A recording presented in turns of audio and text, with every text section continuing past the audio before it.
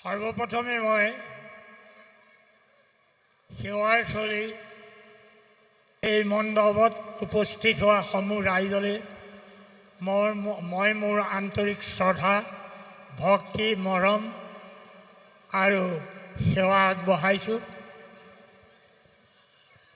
ৰাস লীলা বগৰীগুৰি ৰাইজে মহিলাসকলৰ সৈতে লগ লাগি যি উৎসৱ উদযাপন কৰিবলৈ লৈছে, সঁচাকৈ ই বৰ সন্তোষৰ বিষয়।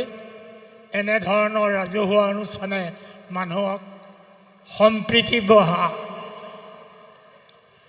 আৰু মিলা প্ৰীতি, সদ্ভাৱ, সমাজ পৰিচালনাকে আদি কৰি সকলো সুশৃংখলিত কৰি পেলায়। সেয়েহে সৰ্বপ্ৰথমে মই তেখেতসকলক মোৰ অন্তৰৰ শ্ৰদ্ধা, ভক্তি আৰু মৰম যাচিছোঁ, যাতে আগলৈকো এনেধৰণৰ উৎসৱ আদি পাতি ৰাইজৰ সম্বন্ধবিলাক অটুট ৰাখিবলৈ চেষ্টা কৰে। যাই হওক, আজি এখেতসকলে আয়োজন কৰা এই ৰাসনো কি? এই ৰাস হ'ল শ্ৰীকৃষ্ণৰ দ্বাৰা শিশুকালত যি বস্ত্ৰহৰণ কৰিছিল, এই বস্ত্ৰহৰণেই হ'ল ৰাসলীলাৰ পাতনি। ব্ৰজ নামৰ ঠাইখনৰ ওচৰত কালিন্দী নামৰ এখন বৃহৎ জলাশয় আছিল, যি জলাশয়ত ব্ৰজৰ গোপীসকলে গৈ স্নান আদি কৰে। সেইদিন ব্ৰজৰ গোপীসকলে গৈ কালিন্দী জলাশয়ৰ পাৰত তেওঁলোকৰ বস্ত্ৰবিলাক থৈ ব্যৱস্থা হৈ গা ধুবলৈ ল'লে। এই কথাটো জানি শ্ৰীকৃষ্ণদেৱে ভগৱত প্ৰেম কি বস্তু আৰু ভগৱানক কেনেকৈ পাব পাৰি, সেই লীলা দেখুৱাবৰ কাৰণে তেওঁলোকৰ বস্ত্ৰবিলাক আনি গছৰ ওপৰত তুলি থ'লে আৰু তেওঁলোকক ক'লে যে তোমালোক পানীৰ পৰা উঠি আহি এই বস্ত্ৰবোৰ নিবৰ কাৰণে চেষ্টা কৰা। কিন্তু তেতিয়া গোপীসকলে লজ্জাবোধ কৰি বস্ত্ৰ আনিবলৈ টান পায়। কিন্তু তেতিয়া ভগৱান কৃষ্ণই ক'লে যে তোমালোকে কাত্যায়নী দেৱীৰ ওচৰত ব্ৰত ধৰি যি উপাসনা কৰিছা, এই উপাসনা ভংগ হ'ব, কাৰণ তোমালোকে ব্যৱস্থা হৈ গা দিছা। তাৰ কাৰণে দেৱতাসকলে ৰোষ হৈছে। গতিকে তোমালোকে সেই দেৱতাসকলক প্ৰাৰ্থনা কৰা যাতে তোমালোকৰ তপ ভংগ নহয়। তেতিয়া গোপীসকলে এটা হাত ওপৰলৈ কৰি বাকী হাতে যোনি অংশ ঢাকি প্ৰাৰ্থনা কৰিছিল। তেতিয়া কৃষ্ণই ক'লে যে এনেধৰণৰ প্ৰাৰ্থনাত দেৱতা কেতিয়াও অসন্তুষ্ট হ'ব নোৱাৰে। গতিকে তোমালোকে দুই হাত ওপৰলৈ কৰি দেৱতাসকলৰ ওচৰত ক্ষমা খোজা। তেতিয়া তেওঁলোকে ব্ৰত ভংগ হোৱাৰ ভয়ত দুই হাত ওপৰলৈ কৰি দেৱতাসকলক তুষ্ট কৰিবৰ কাৰণে প্ৰাৰ্থনা জনালে আৰু নিজৰ বস্ত্ৰ লৈ তেতিয়া তেওঁলোক ঘৰলৈ উভতি গ'ল। এইটোৰ জৰিয়তে তেখেতে এইটোকে বুজাব খুজিছে যে তেওঁলোকক ৰাসলীলা কৰাৰ আগমুহূৰ্তৰ এইটো প্ৰথম পৰীক্ষা। এই পৰীক্ষাটোত গোপীসকলে উত্তীৰ্ণ হ'ব নোৱাৰিলে, কাৰণ তেওঁলোকৰ লজ্জাবোধটো ডাঙৰ হ'ল, ভগৱত প্ৰেম সৰু হ'ল। সেয়ে তেওঁলোক উত্তীৰ্ণ হ'ব নোৱাৰাৰ কাৰণে শ্ৰীকৃষ্ণই তেওঁলোকক এবছৰ সময় দিলে। এবছৰৰ মূৰত আহি তেওঁলোকক পুনৰ এনেধৰণৰ কাৰ্য কৰিবৰ কাৰণে আদেশ দিলে। যথাক্ৰমে গোপীসকলো গৈ এবছৰৰ মূৰত পুনৰ আহিল। এবছৰৰ মূৰত যেতিয়া পুনৰ আহিল,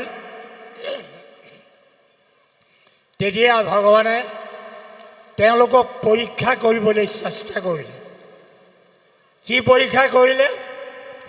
ভয় দেখুৱাই পৰীক্ষা কৰিলে। ভয় তিনিটা কাৰণত হয়। কি কি কাৰণ? প্ৰথম কাৰণ জীৱন নাশৰ কাৰণে ভয়।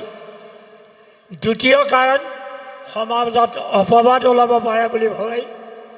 তৃতীয় ভয় ধৰ্মলৈ মানুহৰ ভয়। সেয়েহে তেওঁ প্ৰথমে প্ৰাণৰ ভাবুকি দেখুৱাই ক'লে, হেৰা ব্ৰজৰ গোপীসকল, তোমালোক আহিছা এই বৃন্দাবনলৈ। এই বৃন্দাবনত নানান হিংসুক জন্তু আছে, বাঘ আছে, ভালুক আছে, ঘোং আছে। এইবিলাকৰ চিঞৰ বাখৰত তোমালোকে ভয় খাবা বা হয়তো সেইবিলাকে তোমালোকক ভক্ষণ কৰিব পাৰে। গতিকে তোমালোক উভতি যোৱাগৈ, ইয়াত থাকিব নালাগে। তেতিয়া গোপীসকলে ক'লে, কোন হতেনো আপোনাক আমি এৰি যাম? গতিকে আপোনাৰ প্ৰতি থকা আমাৰ যিটো প্ৰেম, এই প্ৰেম আমাৰ জীৱনতকৈও তুচ্ছ। আমাৰ জীৱন ইমান মূল্যৱান নহয়। তেতিয়া ভগৱান শ্ৰীকৃষ্ণই বুজি পালে যে তেওঁলোকে নিজৰ জীৱন তুচ্ছ কৰি হ'লেও মোৰ আলিংগন পাবৰ কাৰণে ৰৈ আছে। তেতিয়া তেখেতে দ্বিতীয় ভয় দেখুৱালে যে তোমালোকে এই ৰাতিখন গুচি যে আহিলা, গতিকে তোমালোকৰ স্বামীয়ে ল'ৰা ছোৱালীয়ে ইফালে সিফালে বিচাৰি ফুৰিব। এই বিচাৰি ফুৰোঁতে তোমালোকক যেতিয়া নেপাব, পাছদিনা মানুহে গম পাব যে এওঁ ৰাতি ক'ৰবালৈ গৈছিল, তেতিয়া এই বদনামটো ওলাব নহয়। গতিকে তোমালোক যোৱাগৈ, এই বদনামৰ ভাগি হ'ব নালাগে। তেতিয়া গোপীসকলে উত্তৰ দিলে যে আমাৰ সেই বদনামটো তুচ্ছ, কিন্তু আপোনাৰ প্ৰতি থকা প্ৰেম আমাৰ ডাঙৰ। তাৰপিছত শ্ৰীকৃষ্ণই ধৰ্মৰ ভয় দেখুৱালে। ধৰ্মৰ ভয় কেনেকৈ দেখুৱালে? যে তিৰোতাৰ সৰ্বস্বই হৈছে পতি। এই পতি শুশ্ৰূষা নকৰি তোমালোকে উপপতি ভজিবলৈ যে আহিছা, মহাপাপে তোমালোকক বেৰি ল'ব, ৰৌ ৰৌ নৰকত পৰিবা। গতিকে তোমালোক ঘৰলৈ গুচি যোৱা। কিন্তু তেতিয়া গোপীসকলে উত্তৰ দিলে যে আমি আপোনাক কেনেকৈ ভকতি কৰিম? গতিকে আমাৰ যি বদনাম ওলায়, ধৰ্মত যি বিঘাত ঘটক, তথাপিতো আমি আপোনাক এৰি যাব নোৱাৰিম। সেইমতে যেতিয়া শ্ৰীকৃষ্ণই তিনিও প্ৰকাৰে চেষ্টা কৰিও তেওঁলোক পঠাব নোৱাৰিলে, ৰাসলীলা কৰিবৰ কাৰণে উদ্যত হ'ল আৰু সেইমতে ৰাসলীলা আৰম্ভ হ'ল। গতিকে সময়ো বহু বেছি হ'ল। মই সামান্য মাত্ৰ ৰাসৰ উদাহৰণ কেইটামান দি ইমানতে মই মোৰ ভাষণ সামৰিব বিচাৰিছোঁ, কাৰণ ইতিমধ্যেই ৰাতি বহুত হৈ আহিছে। আপোনালোকেও বক্তৃতা বেছি দিলে টান পাব। মুঠৰ ওপৰত এটাই কথা বুজি পাওক যে ৰাসলীলা হৈছে ই এটা বিভৎস কাৰণ নহয়। ই এটা হ'ল আত্মা আৰু পৰমাত্মাৰ মিলন আৰু আলিংগন। এই কলি যুগত কেনেকৈ নৰমনিষে ভগৱত প্ৰেমৰ বলীয়া হৈ শ্ৰীকৃষ্ণৰ ওচৰ পাব পাৰে, তাৰে প্ৰক্ৰিয়া দেখুৱাবৰ কাৰণে এই ৰাসলীলা হ'ল। কাৰণ এই ৰাসলীলা কেতিয়াও এক বিভৎস কাৰণ হ'ব নোৱাৰে। যদি হ'লহেঁতেন তেতিয়াহ'লে ভাগৱতত স্থান নাপালাহেঁতেন। ভাগৱত লিখিছে কোনে?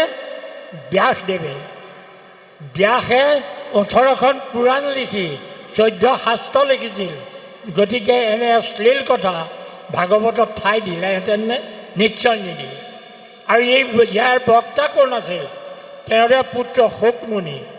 এই শুকমুনিয়ে পৰীক্ষিত ৰজাৰ আগত এনেধৰণৰ অশ্লীল কথা ক'বনে? কেতিয়াও নকয়। গতিকে এই তিনিটা যুক্তিৰ দ্বাৰা পৰিষ্কাৰকৈ ক'ব পাৰি যে ৰাসলীলা হ'ল আত্মা আৰু পৰমাত্মাৰ মিলন। গতিকে মই মোৰ বক্তৃতা ইমানতে সামৰণি মাৰি আপোনালোকক এই ৰাসলীলাৰ মঞ্চভাগ আনুষ্ঠানিকভাৱে উদ্বোধন কৰা হ'ল বুলি ঘোষণা কৰি মই মোৰ ভাষণ ইমানতে সামৰণি মাৰিছোঁ। জয় কৃষ্ণ কৃষ্ণ কৃষ্ণ কৃষ্ণ।